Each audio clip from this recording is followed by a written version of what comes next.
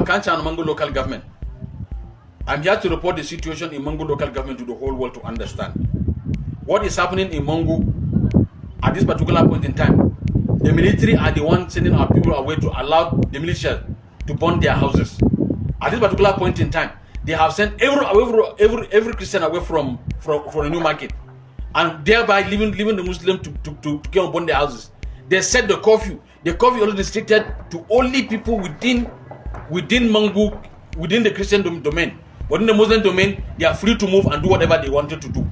And not only that, the military has killed 3 of our young men, in which I know one is before my own church. They killed one yesterday. And I reported to the security. He said that it was a fake soldier. At first he said I was lying. Until I proved to him beyond reasonable doubt. Then finally he said it was a fake soldier. I said no, it's not a fake soldier. It's a real soldier who killed him. I said no, it's a soldier that killed him. Finally they made signal to the soldier and he disappeared from the scene. This thing go on and on. Now that I'm speaking to you, all of them are switched off their phone and they allow the place to be burned down and raised by the people. And this is what is going on even now that I'm speaking to you.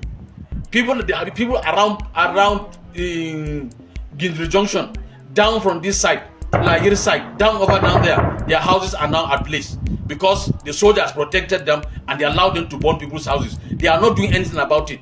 So we in Mangu local government, as far as Christians are concerned, we don't want the military in Mangu local government. They should pack at their load and go. We don't want them. We don't need them and we don't want them because it's a plan. They have been bought. They have been paid with the price to carry out their duty, what they are doing. So that reason I'm saying and I'm calling the whole world to understand that this thing should stop and people should come to our rescue to save us. If not, that is an evil plan for us to destroy Mangu local government because the governor is from here and we are not going to allow it. We are going to fight with less of the blood. They say they kill us all. The military should keep on killing us. We accept this to kill us, but we are not going to stop. We are going to penetrate. I will say personally, I organize the whole Christian in Mangu local government. We are going to fight. We are not going to stop. And that is what I said.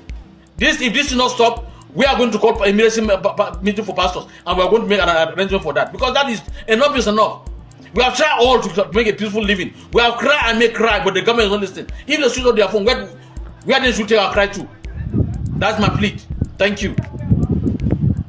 Hello guys, so you've watched the video. So those of you who are not from Nigeria, so this guy is from a state called Plateau. The name of the state is Plateau. It's in the Middle Belt region of Nigeria. Very beautiful place. It has some of the most breathtaking landscapes in Nigeria, and they have a lot of solid minerals. So these guys are alleging, you heard him saying that the military is conniving with the Muslims to attack the Christians.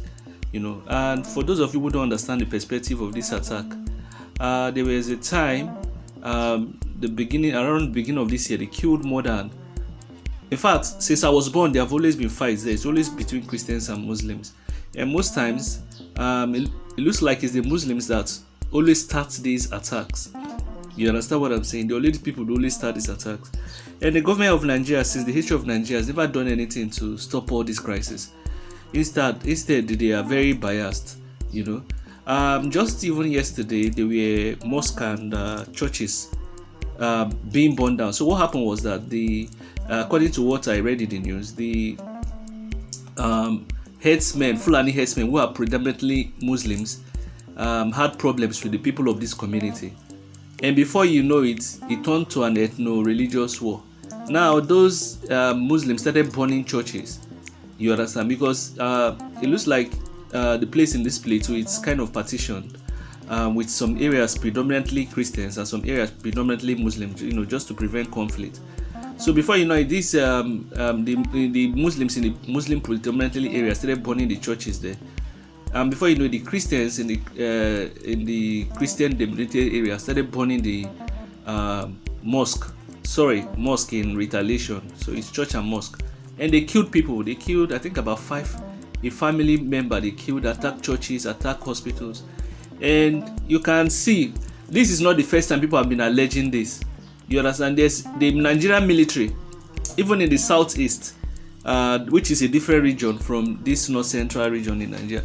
The Nigerian military have been accused severally of being biased, especially against the Christians. This is not the first time, because the southeast is predominantly Christian, and there is always a certain anti-bias against the Igbos too, So this thing has been going on for years, It's because of social media now. Everybody can see at first hand what is happening. This man is very courageous, and I think it's better to say the truth and die. This is not the first time somebody has accused this military, on a blanket statement. We also have Buhari was the president of Nigeria, was a terrorist sympathizer. The former president, there was no two ways about it. In fact, he didn't even hide it. When these headsmen, these killer headsmen, especially the Fulani origin, were killing people all over Nigeria, the president was of the opinion that you should give your land, your indigenous land, to prevent the killings. You can imagine what the president of the country was saying, so that there will be peace. You must give up your land. The people will come to the villages, kill everybody, kill all the women, children. There's no way they don't kill. In fact, they do some very gory type of killings, and it's propelled by religious sentiments and ethno hate, and it's just a Fulani group basically most times that does this thing. It's just a small number of people, a small number of tribe in Nigeria. I don't know, and they are all over West Africa. I don't know if you've heard of the Fulani tribe.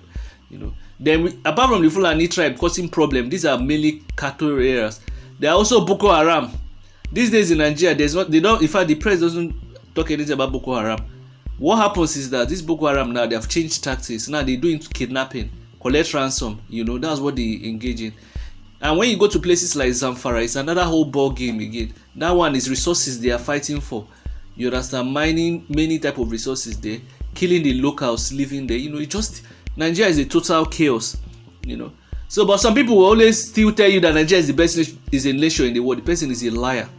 Let me tell you, under the past president, they killed 63,000 people. And most of them were Christians. I'm not saying they don't kill Muslims. So these terrorists, they also kill Muslims sometimes. But most of these people they kill is Christians. If you do the statistics, they kill Muslims too. I'm not gonna lie, they kill Muslims, but they kill more Christians. Anybody can come and say something different. So it's just a whole ball game of madness going on in the country. But let me know your thoughts in the comment section. What do you make of this man's statement? This is not the first time. There have been allegations that more than 60,000 Christians were killed under that president too.